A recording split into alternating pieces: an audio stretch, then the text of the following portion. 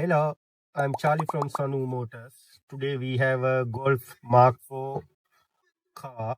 Then we done the service. Then I'm going to show how to reset the service light. The when you ignition on, there is a spanner light blinking.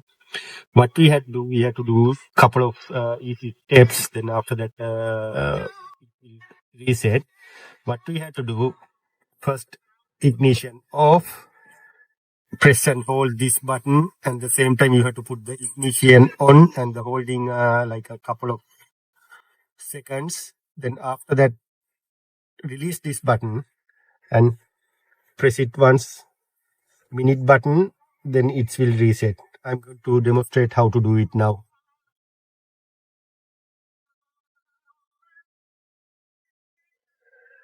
Press and hold this button, and same time ignition on, and after that release and hold it this button. Now see, it will disappear.